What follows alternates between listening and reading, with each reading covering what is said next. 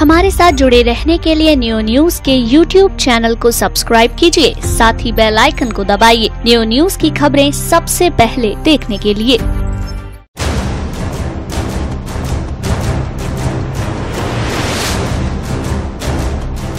पानी की तो बहुत किल्लत है भाई साहब।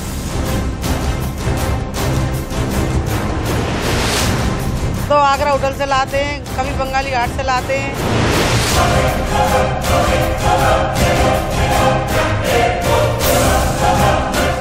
अग्नि, नभ, पृथ्वी, वायु और जल, इन्हें 5 तत्वों के रूप में जाना जाता है। लेकिन मथुरा जनपद योगीराज भगवान श्री कृष्ण की कीला स्थली, योगीराज भगवान श्री कृष्ण की जन्मभूमि आज वर्तमान में देखा जाए तो इसी जल की समस्या से जूझ रही है। पेयजल यहाँ की प्रमुख समस्या बन चुका है। मूल रूप से खारे पानी का स्रोत होने के कारण से यहाँ पर सबसे ज़्यादा समस्या पेयजल को लेकर उत्पन्न हो चुकी है। तमाम कई योजनाएं यहाँ पर लागू की गई, पेयजल व्यवस्था सुधारने के लिए कई व्यवस्थाएं भी की गई, लेकिन उनका अभी तक क्रियान्वयन भले ही हो चुका हो, लेकिन अभी तक इस समस्या का हल नहीं हो सका है।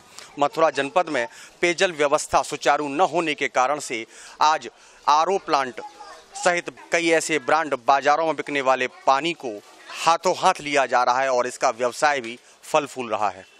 कहा जाता है कि 3 लोक से न्यारी मथुरा नगरी में किसी समय दूध की नदियां बहा करती थी, लेकिन अब मथुरा नगरी में पेयजल की समस्या सर उठाए हुए है।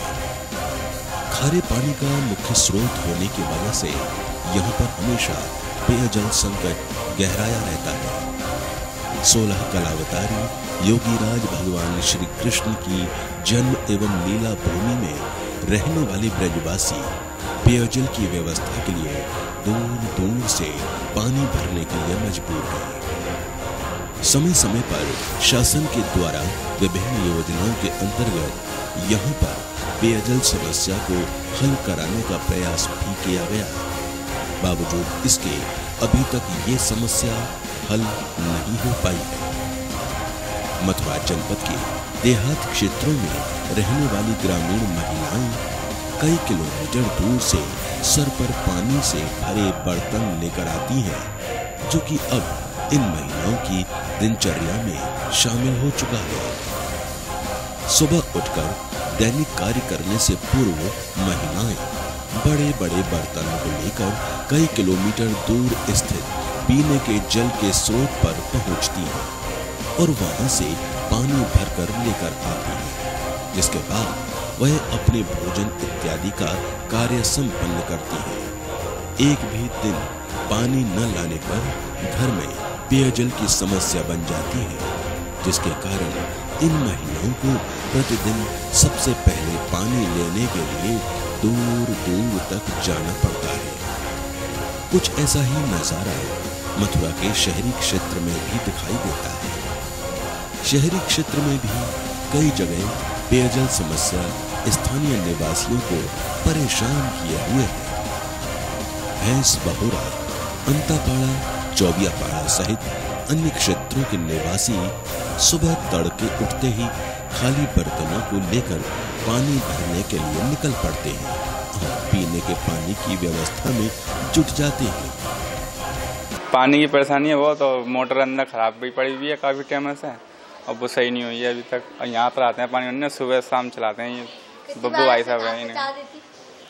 आप देख रहे हैं इस समय की स्थिति।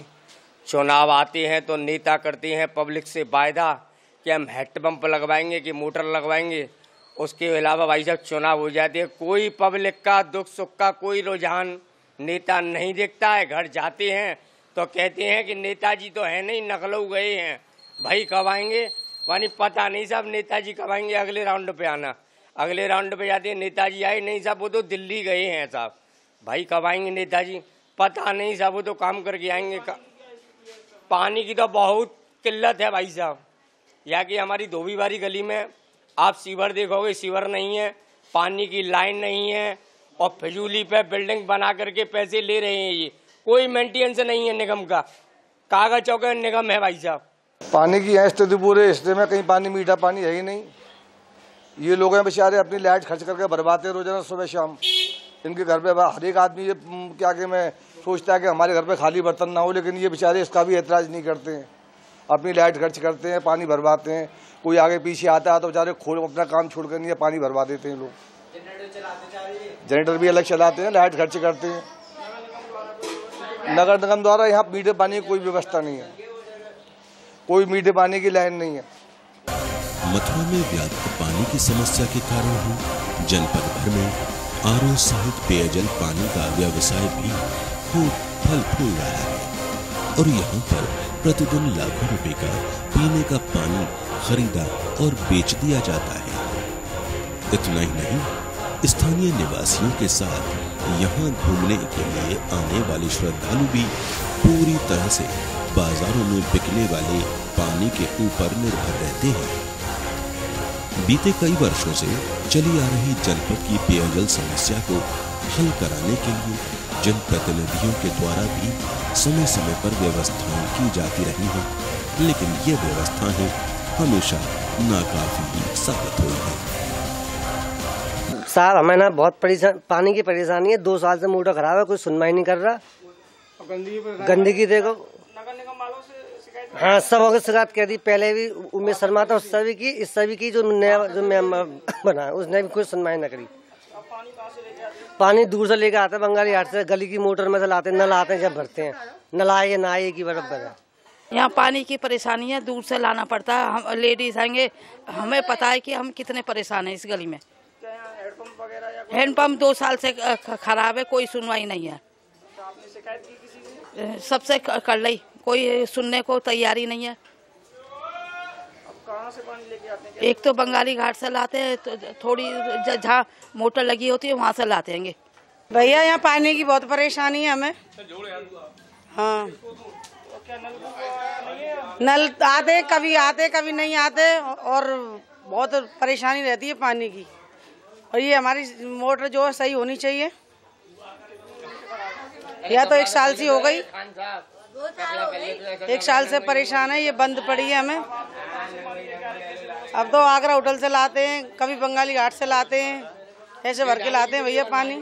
जिला ग्राम विकास अभिकरण से प्राप्त हुए आंकड़ों की माने तो मथुरा जनपद के एमएलसी उदयवीर सिंह के द्वारा अपनी निधि से 6,20,000 रुपए पेयजल व्यवस्था को सुधारने के लिए खर्च किए गए हैं।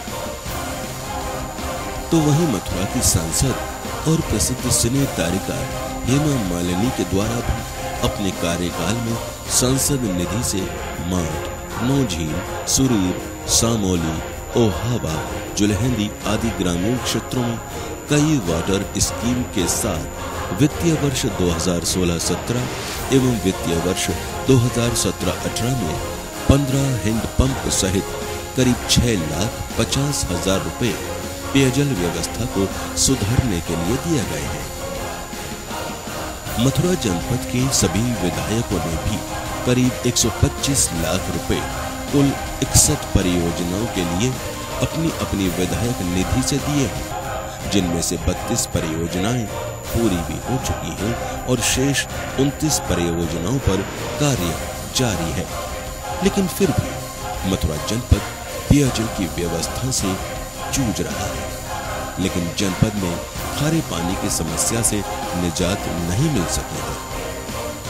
प्रदेश के ऊर्जा मंत्री और मथुरा के विधायक श्रीकांत शर्मा के द्वारा कई समर सेविल लगवाई गई, तो वहीं पर कई विद्यालयों में भी बोरिंग करवाई गई। तो वहीं अब तक कुल 55 आरओ प्लांट भी उनके द्वारा लगवाए जा चुके हैं, लेकिन फिर भी पेयजल की समस्या जस की तस बनी हुई है। देखिए, पेयजल के लिए देखा जाए तो कई मदें, कई योजनाएं हैं। पूरे जनपद में तो नहीं, लेकिन हाँ अधिकांश क्षेत्रों में आज से पूर्व खारे पानी की समस्या थी, जिसमें खासतौर से जो नंदगांव का पूरा विकासखंड ही खारे पानी वाला था और भी कई ब्लॉकों के कई गांव जो है वो खारे पानी की समस्या से जूझ रहे थे।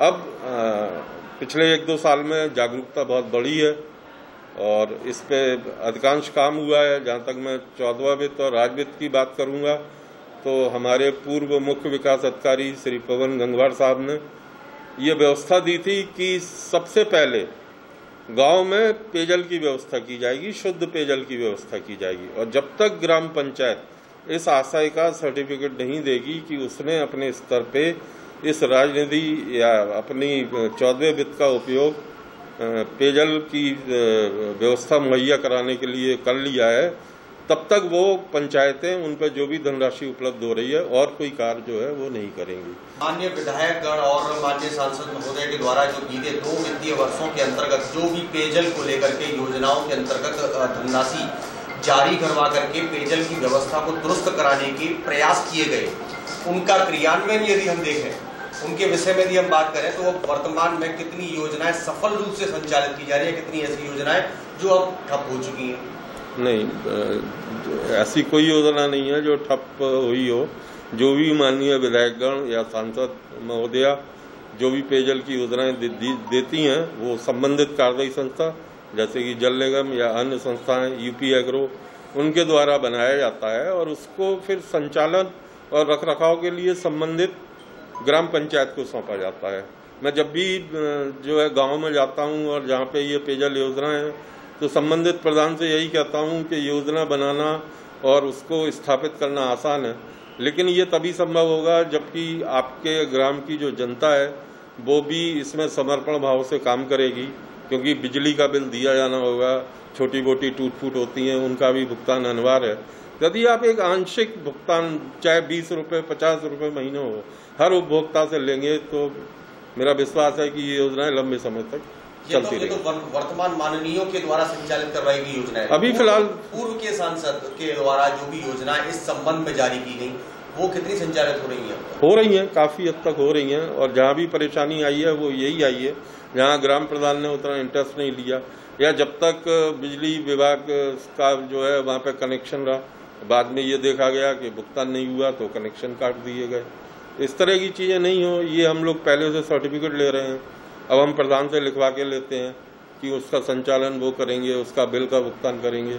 उसके पहले हम काम शुरू करने की इजाजत संबंधित कार्यदायी संस्था को नहीं दे रहे। बीते काफी समय से मथुरा की समस्याओं में प्रमुखता से शामिल खारे पानी की समस्या को लेकर स्थानीय निवासी शासन स्तर पर कई बार प्रयास कर चुके हैं, लेकिन ये समस्या अभी तक हल नहीं हो पाई है। तमाम योजनाओं को लेकर इस समस्या को हल कराने के लिए अब तक 2 अरब रुपए तक खर्च किए जा चुके हैं, लेकिन फिर भी ये समस्या अभी तक जनपद वासियों के लिए नासूर ही बनी हुई है। आखिर इस समस्या से ब्रजवासियों को कब तक निजात मिल सकेगी, ये कोई नहीं बता सकता। मथुरा सहित समूचा ब्रजमंडल योगीराज भगवान श्री कृष्ण की लीलाओं की स्थली माना जाता है, लेकिन वर्तमान समय में मथुरा जूझ रहा है खारे पानी की समस्या से। यहाँ पर पीने के लिए पानी की बहुत बड़ी समस्या है जो लगातार बनी हुई है। एमएलसी निधि से, विधायक निधि से हो चाहे सांसद निधि से, तमाम व्यवस्थाएं कराए जाने के दावे किए गए हैं और तमाम योजनाओं के अनुसार यहाँ पर पेयजल की व्यवस्था सुचारू किए जाने की बात भी कही गई है, लेकिन बावजूद इसके मथुरा नगरी अभी तक पेयजल की समस्या से जूझ रही है। खारे पानी की बाहुल्यता के कारण से यहाँ पर संचालित हो रहे आरओ अपने जाल को बिछा रहे हैं और जिसके बीच में यहाँ पर रहने वाले लोग आरओ का पानी खरीदकर पीने को मजबूर हैं। अब देखना ये होगा कि ये समस्या कब हल हो पाती है और यहाँ के लोगों को पीने के लिए पानी कब तक मुहैया हो पाता है।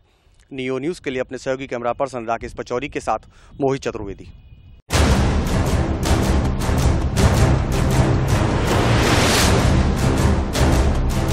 पानी की तो बहुत किल्लत है भाई साहब।